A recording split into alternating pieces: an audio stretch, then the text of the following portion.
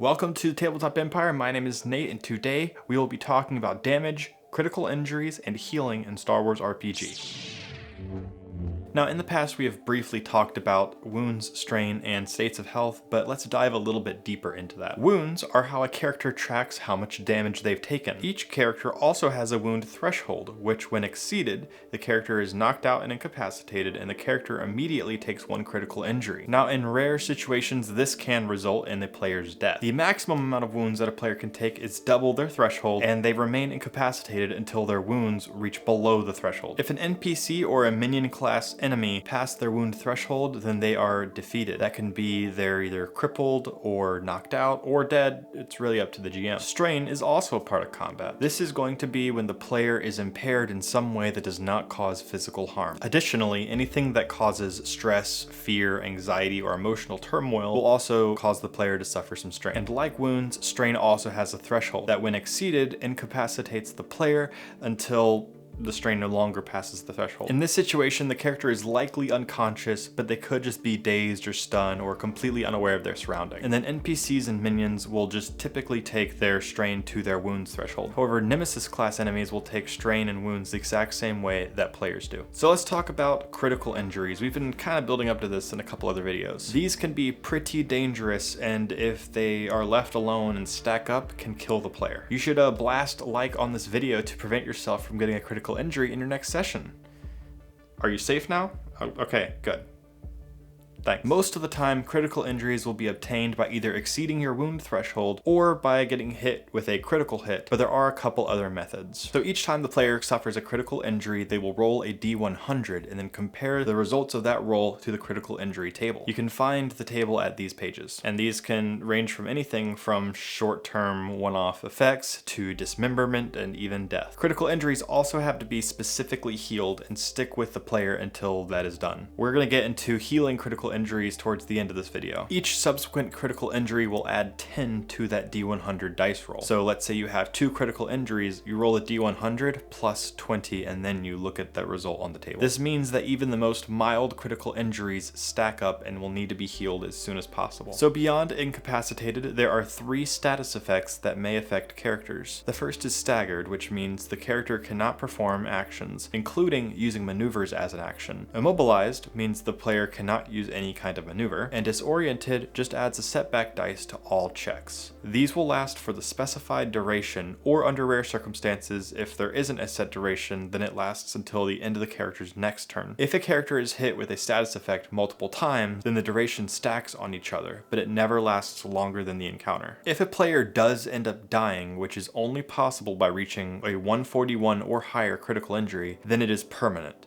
Not even droids can be recovered or brought back to life. A player should at that point move on and make a new character. So on to recovery and healing. One little note here though is that droids do have slightly different rules, and I will touch on them as we get there, but if you want to watch a video specifically on droids, I do have one, and I'll put a card in one of the quarters. There are a couple ways to heal and recover, so players are never limited to just one option. Natural rest. Each full night of rest heals 1 wound, no matter what state of health you're in. After a full week of rest, the player may try to recover 1 critical injury, and this will be a resilience check against the difficulty of the injury severity, which you can find on the injury table. If you roll a triumph, then you get to heal 1 additional critical injury. If you fail the check though, you still get to recover 1 wound. Droids will also recover from natural rest in the same way, as their systems have self-maintenance procedures and whatnot. Medical care. A character may try to help heal another person's wounds with a medicine check. Each character may only receive 1 medicine check per encounter. The difficulty is based on the player's current health,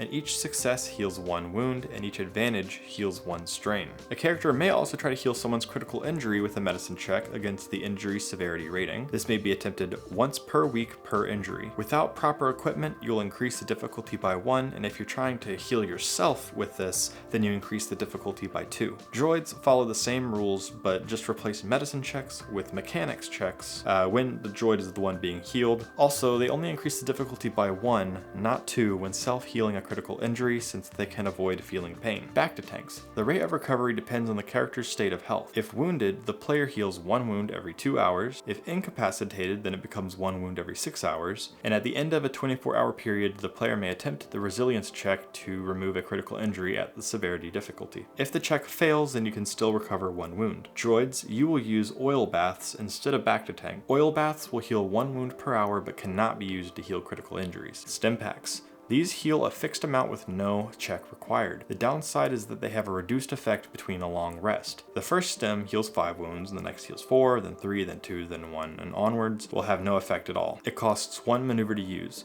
but once 24 hours passes or you get a full night's rest, then the stim pack heal amount is reset. These have no effect on critical injuries, and the droid equivalent would be an emergency repair patch. These heal 3 wounds and do not diminish with repeat uses, but they can only be used 5 times per day. The ERP can also heal critical injuries using mechanics versus the injury severity. Recovering from strain is really easy. At the end of encounters, roll a no difficulty cool or discipline check, and each success heals 1 strain. Furthermore, a good night's rest will recover all strain, and some Jedi abilities can also help recover strain. Recovering from critical injuries is the last topic here because there's one more distinction I would like to make. Critical injuries linger beyond their effect. So for example, critical injury of 11 could be drop your item. That doesn't really have an ongoing thing. However, the critical injury itself is still ongoing. Even though the effect is already resolved, the critical injury is still lingering. So that means it will affect future critical injury rolls until you get it healed. So be sure to always try to heal all of your critical injuries.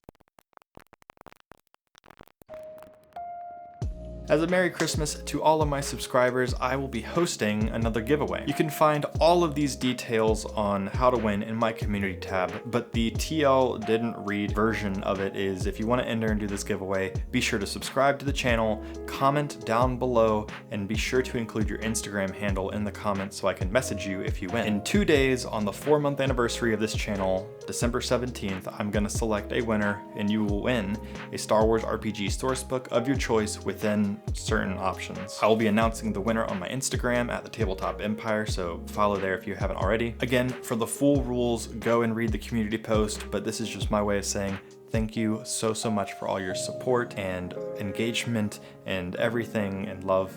It's been fantastic and overwhelming, and you guys have made these first 4 months and 22 just a fantastic year, and I hope to continue onwards into 2023. So Merry Christmas, Happy Holidays, and Happy New Year. If you guys have any questions about this video, be sure to leave a comment below. I respond to every single comment. If you guys liked the video, please blast that like button. It really does help us out. And this is part of an ongoing beginner's guide series where we break down the core rulebook chapter by chapter. This video right here is finishing chapter 6. So if you want to go check out that full playlist, you can find the link in the description. If you want to see the rest of this series, then be sure to subscribe. Thank you so much for watching. I will see you guys in 2023, but until then, and as always, may the Force be with you.